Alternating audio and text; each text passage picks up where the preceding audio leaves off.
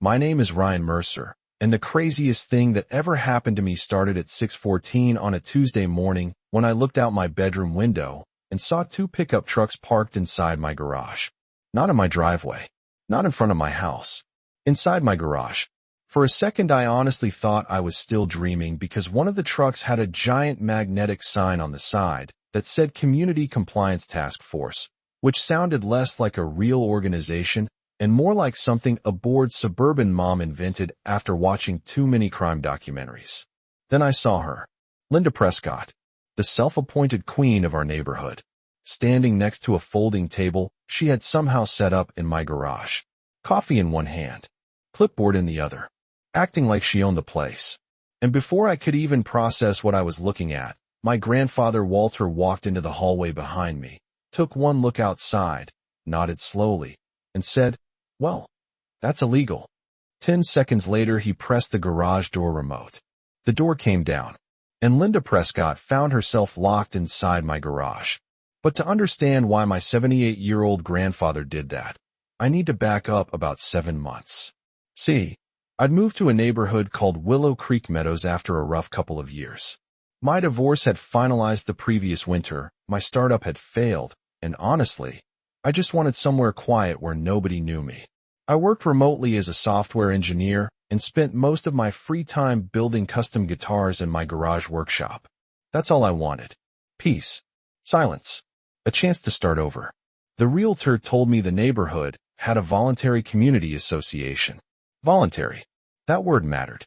Because I'd spent enough years dealing with people who thought they had authority over every little detail of someone else's life. At first, everything seemed great. The neighbors waved. People were friendly. Kids rode bikes through the cul-de-sac. Then I met Linda. The first time she knocked on my door, she was holding a 3-ring binder thick enough to stop a bullet. She smiled like a politician during election season. "Hi there," she said. "I'm Linda Prescott, president of the Willow Creek Community Association." I smiled back. "Nice to meet you." She immediately opened the binder. Not joking. Immediately. "Membership forms are right here." I told her I appreciated it, but wasn't interested. Her smile stayed exactly the same. Only her eyes changed. If you've ever seen someone get rejected and decide right, then they're going to make it personal. You know the look. "Oh," she said. "Most residents participate." I'm sure they do. Community standards are important. They are. People who don't participate sometimes create problems. That made me laugh. Not because it was funny. Because it was such a weird thing to say to someone you'd known for 30 seconds. Unfortunately, Linda wasn't joking. Within a month, the complaint started. Anonymous notes on my door. Photos of my property appearing in community Facebook groups. Rumors that I was lowering property values because I was planning to build a small greenhouse in my backyard. The greenhouse was fully permitted by the city. Didn't matter. Linda hated it. And the more I ignored her, the more obsessed she became. Soon I was getting text messages about my trash cans, my mailbox, my lawn edging. One afternoon, she actually walked onto my property carrying a tape measure and started measuring the distance between my flower beds and the sidewalk. When I asked what she was doing, she said, "Protecting neighborhood standards." I remember standing there thinking this woman didn't actually care about standards. She cared about control. And the scary part? The more attention she got from people, the more convinced she became that she was some kind of suburban sheriff. I should have realized then that things weren't going to stop. Because a few weeks later, my garage door lock suddenly stopped working properly. At the time, I figured it was just old hardware. I had no idea it was about to become the biggest mistake I'd made since moving to Willow Creek. And on that Tuesday morning, when I walked downstairs and saw Linda Prescott setting up what looked suspiciously like a command center inside my garage, I finally understood just how far she'd been willing to go. I wish I could tell you I handled the situation calmly. I didn't.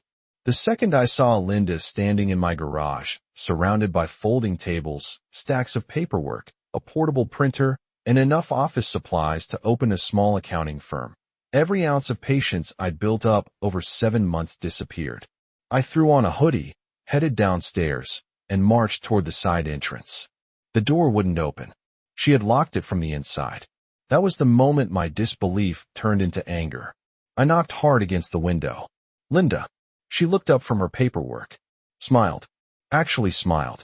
Then she walked over and unlocked the side door just enough to crack it open. Not enough for me to enter. Just enough to talk. Good morning, Ryan. I stared at her. What exactly are you doing? Oh, I'm glad you're up, she said cheerfully. This will go much faster if you're cooperative. Cooperative with what? The compliance review. The what? She opened a folder and started flipping through pages. Due to ongoing concerns regarding property standards, landscaping consistency, future construction projects, and community appearance metrics, I've initiated an emergency review. I honestly thought she was joking. Then I realized she wasn't. My garage wasn't being used as a garage anymore. In Linda's mind, it had become a government building. I need you to leave. Oh, I'll be finished shortly. You are literally trespassing. She sighed dramatically. No, Ryan, that's where you're confused. Anytime someone starts a sentence with, that's where you're confused, they're about to say something incredibly stupid. Sure enough, she did. The association has a responsibility to intervene when community interests are threatened. I laughed. Not because it was funny, because it was insane. You're not the government. We represent the neighborhood. I don't belong to your association. That's a technicality. A technicality. I remember standing there thinking that might be the most dangerous word a power-hungry person can use. Because once someone starts treating laws like technicalities, they stop respecting boundaries altogether. Before I could respond, my grandfather Walter appeared behind me carrying a mug of coffee. He listened quietly for maybe 30 seconds. Then he leaned toward me and asked one simple question. Did you invite her? No. Does she have permission to be here? No. He nodded. Then he looked directly at Linda. You need to leave. Linda rolled her eyes. Actually rolled her eyes at a 78-year-old man. Sir, this doesn't concern you. Walter took a slow sip of coffee. Ma'am, you're standing inside someone else's garage. I'm conducting official community business. No, he said calmly. You're committing a crime. Linda started talking faster. That's what people do when they're losing an argument but don't realize it yet. She began listing regulations, neighborhood expectations, community obligations, property standards, aesthetic consistency. Half the words sounded like they came from a corporate training seminar. Walter waited until she finished. Then he pressed the garage remote. The door started coming down. At first Linda didn't react. Then she realized what was happening. Wait. The door kept moving. Wait. By the time she reached the opening, it was too late. The garage sealed shut. Silence. Then came the banging. What are you doing? Walter calmly locked the exterior latch. Protecting private property.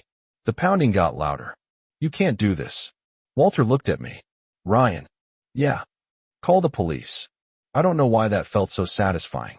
Maybe because for months I'd been trying to solve everything politely. Trying to be reasonable. Trying to avoid conflict. And none of it had mattered. Some people see kindness as weakness. Linda was one of those people. So I called. While we waited, Walter pulled 2 lawn chairs onto the driveway. We sat down, drank coffee, and listened to Linda slowly unravel inside my garage. At first she was furious. Then she became threatening. Then she became desperate. At one point we heard her shouting that she would personally have both of us sued. 10 minutes later, she was trying to negotiate. 15 minutes later, she was claiming she had witnesses. 20 minutes later, she was crying. The entire emotional journey happened inside my garage. Meanwhile, word spread through the neighborhood. People started appearing. First 1 neighbor, then 3, then 10. By the time the police arrived, it looked like a block party. Folks were standing on sidewalks holding coffee cups. Some were recording. Others were whispering. And the strange thing was nobody looked surprised. Almost everyone had their own Linda story. A fine, a warning, a complaint, a threat. She'd spent years making enemies one tiny power trip at a time. Now they were all watching the bill come due. 2 officers stepped out of the first patrol vehicle. Officer Daniels and Officer Ruiz.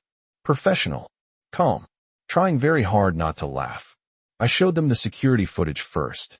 The cameras captured everything. Linda arriving before sunrise. Opening my garage. Driving vehicles inside. Setting up equipment. entering repeatedly without permission. The entire thing was documented. Officer Daniels watched the footage twice, then looked at me. She really thought this was okay? I think she did. He rubbed his forehead. Wow. Meanwhile, Officer Ruiz approached the garage. Ma'am, this is the police department. We need you to come out. The response came immediately. Thank God you're here. I exchanged a look with Walter. That wasn't the response either of us expected. Linda continued shouting through the door. These men have unlawfully detained me while I was performing official community duties. Officer Ruiz blinked, then looked back at us, then at the garage, then back at us again. For several seconds nobody said anything. Finally he asked, official community duties? Walter took a sip of coffee. Just wait until she comes outside. A minute later the side door opened, and what stepped out looked nothing like the confident neighborhood queen who had walked in earlier that morning. Because sometime during her meltdown, she'd knocked over several bags of gardening lime stored against the wall. White powder covered her blazer, covered her pants, covered her shoes. She looked less like a community leader and more like she'd lost a fight with a bag of flour. But somehow she still thought she was winning. And that's when things got really interesting. Officer Daniels asked Linda a few simple questions. Did she have permission to enter my property? No. Did she have permission to park vehicles inside my garage? No. Did she have permission to establish what she called a compliance review center? No. Every answer made things worse. But the strange part was that Linda didn't seem to understand that. She kept talking. The more she talked, the deeper the hole got. You don't understand, she said, brushing white powder from her blazer. Someone has to protect neighborhood standards. Officer Ruiz nodded slowly. Okay. And what law gives you authority to enter private property? The association bylaws. Is Mr. Mercer a member? Her confidence flickered for the first time.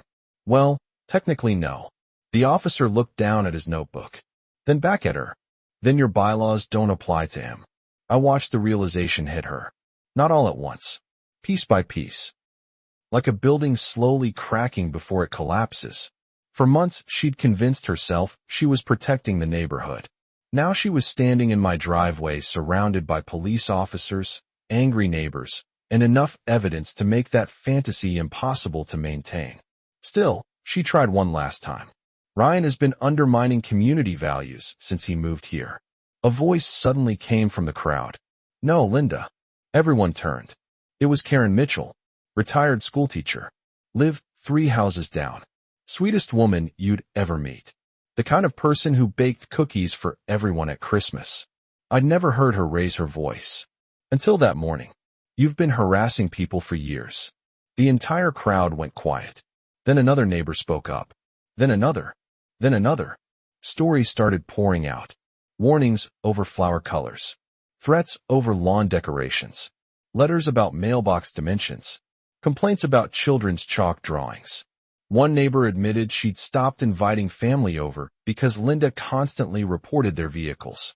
Another said she'd repainted her front door 3 different times because Linda kept claiming the shade violated neighborhood harmony. Standing there, I realized something. This was never really about me. I was just the first person who refused to back down. The officers listened carefully while neighbors shared story after story. By the time they finished, Linda looked completely stunned. Not because she was being arrested, because for the first time she was hearing what people actually thought of her. That seemed to hurt more. Officer Daniels finally closed his notebook. Ms. Prescott, based on the evidence, we're moving forward with criminal trespassing charges. The silence that followed felt enormous. Linda's face drained of color. You can't be serious. I'm very serious. This is a misunderstanding. No, ma'am. Driving onto private property without permission isn't a misunderstanding. Then came the moment I'll never forget. The officers asked if I wanted to pursue charges. For a second, I hesitated. Not because she deserved another chance. Because I was tired. Tired of the drama. Tired of the conflict. Tired of thinking about her at all. Then I remembered the months of harassment. The constant messages. The surveillance. The attempts to intimidate me. The feeling of being watched every time I stepped outside my own home. And I realized something important. Forgiveness and accountability aren't the same thing. You can let go of anger without letting someone escape consequences. So I looked at the officer and said, yes. Linda stared at me, like she genuinely couldn't believe I wasn't going to rescue her from the situation she'd created. The officers escorted her to the patrol car. As they did, several board members from the community association arrived. Apparently they'd heard what happened. Their expressions said everything. Shock, embarrassment, panic.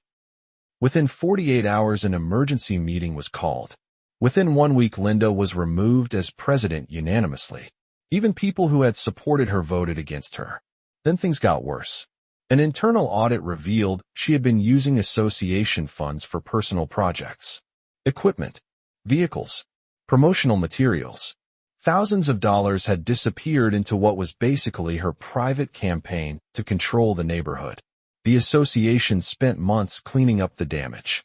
Several policies were eliminated. New oversight rules were created. And for the first time in years, people stopped being afraid to speak up. As for Linda, the court case arrived a few months later. Her attorney tried to paint her as someone who simply cared too much, someone who got carried away. The judge wasn't impressed, especially after seeing the security footage. When the sentence was read, the courtroom became completely silent. Fines, probation, community service, restitution. The judge looked directly at her and said something I've never forgotten. Concern for your community does not place you above the law. That single sentence summarized everything. Because underneath all the paperwork and meetings and regulations, this had never been about community. It had been about power. And power has a funny way of revealing who people really are. A few months after everything ended, I finally built the greenhouse I'd originally planned. Nothing fancy, just a quiet little space where I could grow vegetables and spend weekends working with my hands. Sometimes my grandfather would sit nearby drinking coffee while I worked. One afternoon, he looked around the yard and smiled. Peaceful now. Yeah. You know, most people spend their whole lives avoiding confrontation. I nodded. Probably. They don't realize some fights aren't about winning. I looked at him. What are they about? He shrugged. Boundaries. Years later, I still think about that. Because maybe the real lesson wasn't that Linda got arrested, or that the association collapsed, or even that justice eventually caught up with her. Maybe the lesson was that bad behavior grows when good people stay silent.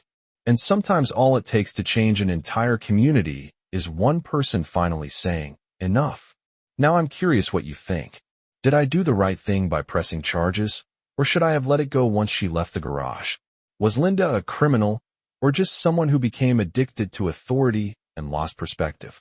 Let me know in the comments, because even today, people in Willow Creek still argue about what happened that morning, and honestly, I'm not sure that debate will ever completely end.